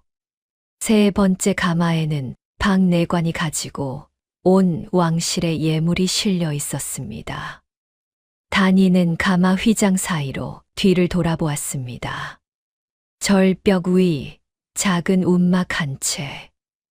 그 앞에 허연 수염의 한 노인이 한쪽 다리를 절룩이며 손을 들어 가만히 흔들고 있었지요. 다니는 그 손이 수평선 너머로 사라질 때까지 휘장에서 눈을 떼지 않았습니다. 해남 포구에서 한양까지는 백길과 육로를 섞어 보름이 걸렸습니다. 박내관은 걸음을 재촉하지 않았지요. 유모 홍 씨의 몸이 섬에서 이미 많이 상해 있었기 때문입니다. 가마는 하루에 겨우 7마장을 나아갔고 저녁이 되기 전에는 반드시 객사의 자리를 잡아 쉬게 했지요. 객사의 아랫목에는 늘 새 요를 깔았고 끼니마다 흰쌀죽과 부드러운 생선살이 올랐습니다. 다니는 가마를 탄 것이 태어나 처음이었습니다. 처음엔 흔들림이 멀미가 날 지경이었지만 며칠 지나자 눈을 감은 채 가만히 앉아 있는 법을 익혔지요. 가마 안에서 다니는 두 손을 무릎 위에 포개고 자주 생각에 잠겼습니다. 3년 전 한밤중 헛간 자물쇠를 부수던 일, 산길에서 주먹밥을 반으로 가르던 일, 해남 포구에서 은비녀를 내밀던 일, 갯마 영감이 말없이 놓아둔 말은 생선 한 궤, 그 모든 기억이 가마의 흔들림에 맞춰 천천히 하나하나 지나갔지요. 한양의 하늘은 섬의 하늘보다 좁게 느껴졌습니다. 단이가 경복궁 앞에 다다랐을 때 거대한 붉은 문 앞에는 이미 백관들이 정렬하여 기다리고 있었지요. 단이는 그 앞에서 잠시 걸음을 멈췄습니다. 가마 휘장을 살며시 열어본 홍씨가 단이를 향해 나직이 속삭였지요. 단이야, 내 손을 잡아라. 어머님, 가자꾸나. 같이 가자꾸나. 단이는 시어머니의 손을 잡고 붉은 문 안으로 들어섰습니다. 방 내관이 앞서 길을 안내했지요. 대전 앞들에 이르렀을 때 용상 위에 앉아 계시던 임금 이현이 자리에서 일어나 섬도를 내려섰습니다. 이 일은 조정이 시작된 이래 처음 있는 일이었지요. 대신들은 놀라 숨을 죽였고 내관과 상궁들은 허리를 깊이 숙였습니다. 유모님, 그 한마디를 임금이 입 밖에 내는데 35년이 걸렸습니다. 홍 씨는 그 목소리를 듣는 순간 한참 흐려졌던 눈이 한 번 더 또렷해지는 것을 느꼈지요. 전하, 어서 오십시오. 내가 유모님을 얼마나 오래 기다렸는지. 임금의 두 손이 홍 씨의 손을 감쌌습니다. 그 손은 크고 따뜻했지요.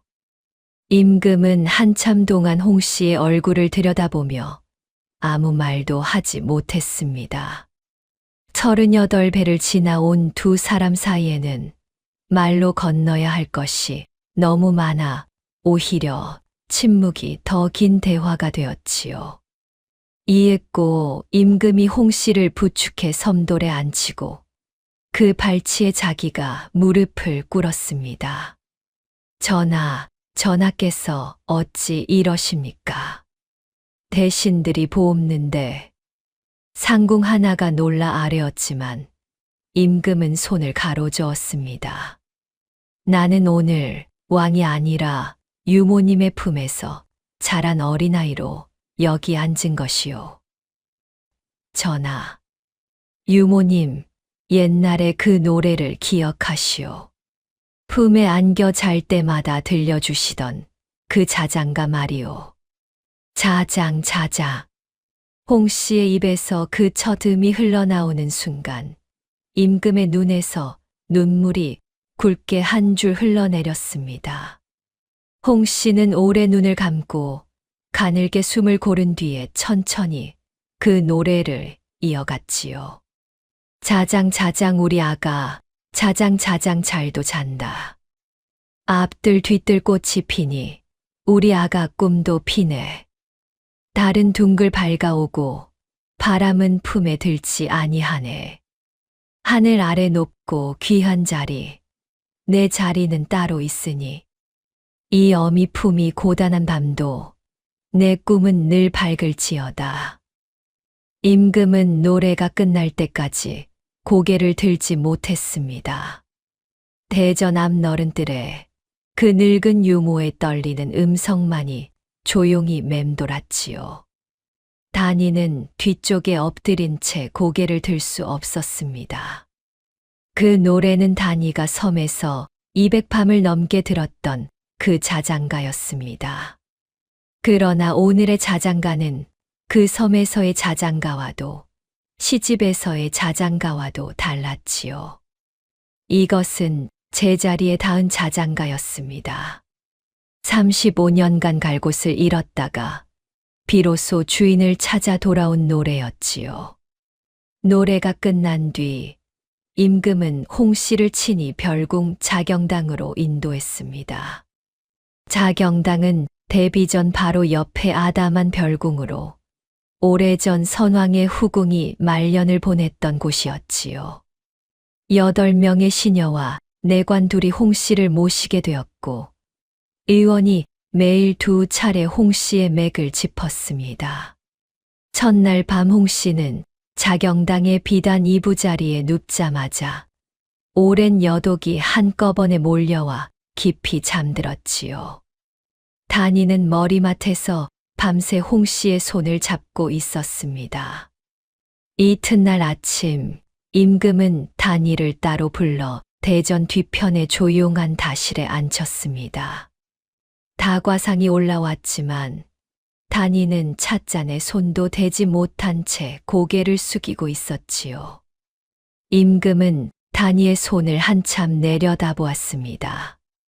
그 손등이 나무 껍질처럼 거칠었고 손마디가 군데군데 굳어져 있었지요. 낭자, 이름이 무엇이오? 단이이옵니다. 시집 오기 전 친정에서는 김단이라 불러싸웁니다. 그 연세에 이 손을 가지시었구려. 전하, 어찌 미천한 이 손을. 미천한 손이 아니오. 세상에서 가장 귀한 손이오. 내가 35년 동안 찾고 싶었던 단 한 사람, 내 유모를 업고 오신 손이니 말이오. 단이는 고개를 들지 못했습니다. 임금은 차를 한 모금 마시고는 잠시 뒤에 다시 말을 이었지요. 낭자에게 물을 것이 있소. 저 섬까지 유모님을 업고 가실 때 낭자는 유모님이 누구인 줄 알고 가셨소. 아니요, 전하. 저는 아무것도 몰랐사옵니다. 그저 저희 시어머님이셨고 제가 모실 분이 저뿐이었습니다. 그래서 업으셨단 말이오. 그 외의 이유는 없었사옵니다. 임금은 단이의 그 말을 듣고 한참 동안 침묵했습니다. 그리고 조용히 덧붙였지요. 낭자, 그 한마디가 나에게 대단한 것이오. 유모님의 정체를 알고 업으신 것이 아니라 어머님이라서 업으신 것. 그래서 낭자의 효는 보답이 아니라 정칭이오. 내가 갚을 수 없는 정이오. 단이는 말없이 또 한 번 고개를 숙였습니다. 임금은 의원에게 단이의 손을 치료하라 명하고 비단 두루마기 한 벌을 별궁으로 보내주었지요. 그 무렵 충청도 공주 이서리 마을에는 전혀 다른 풍경이 벌어지고 있었습니다. 관아의 포졸들이 안참봉의 집과 김제수 성달자의 임시 거처에 들이닥친 것입니다. 안참봉은 마당에서 도망가려다 담을 넘지 못해 붙들렸고 김제수는 주막에서 술을 마시다 그대로 끌려 나왔지요. 내가 뭐를 잘못했다고 이러시오.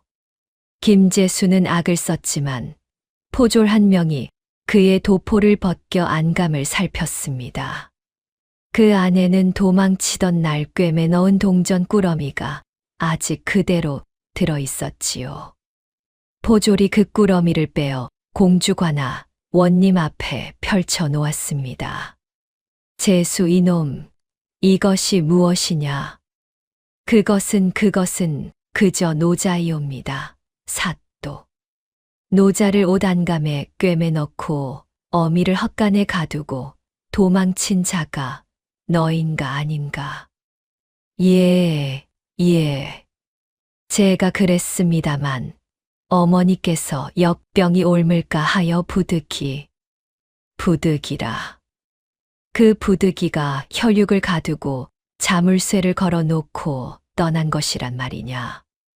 원님 앞에는 이미 증거물 하나가 더 놓여 있었습니다. 녹슨 쇠자물쇠 하나.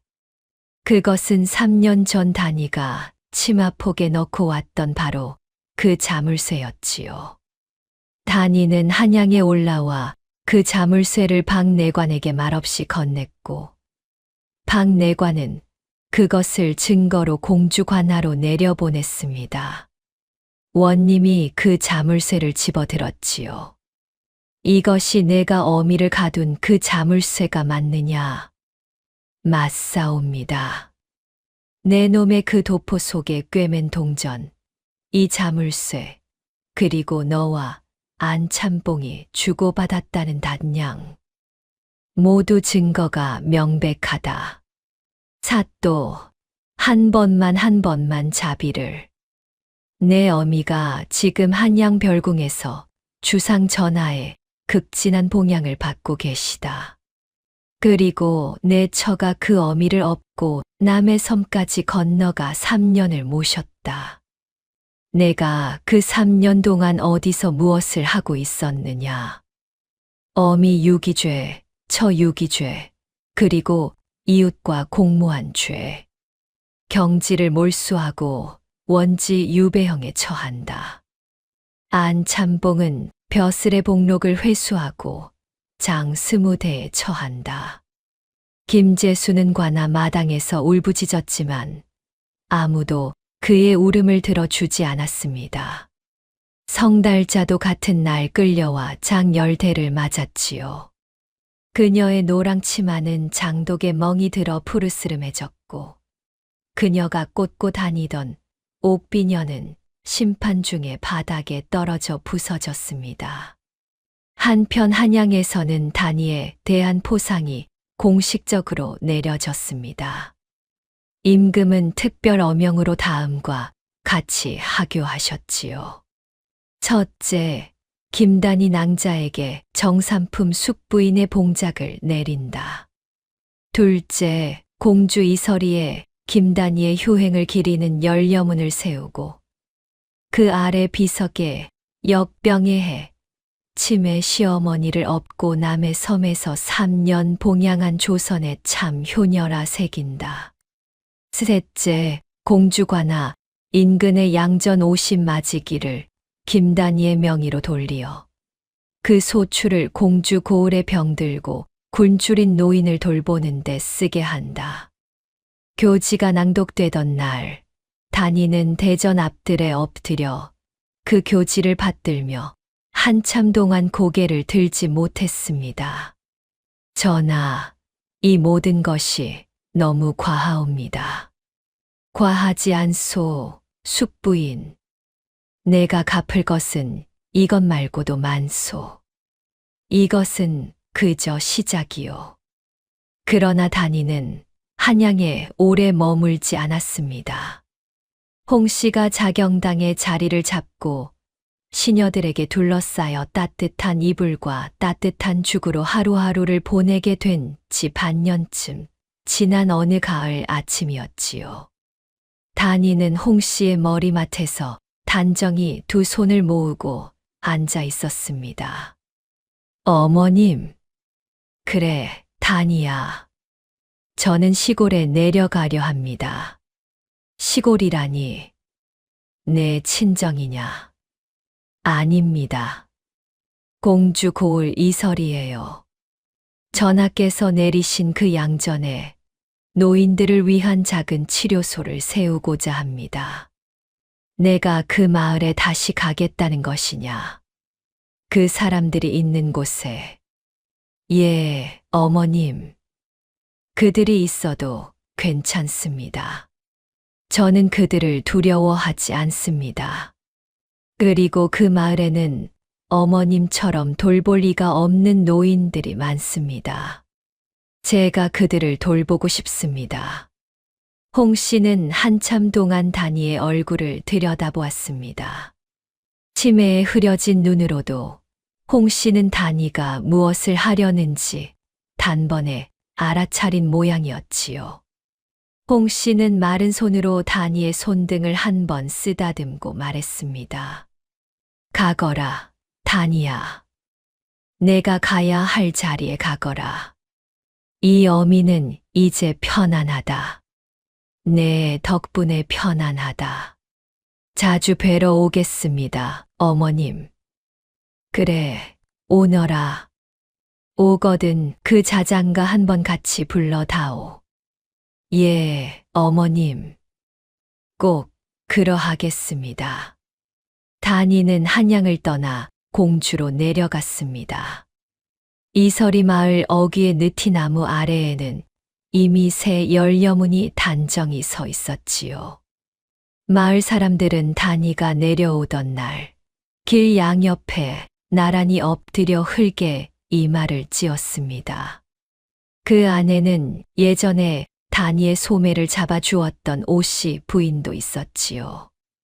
단이는 오씨 부인의 손을 잡아 일으키며 이렇게 말했습니다.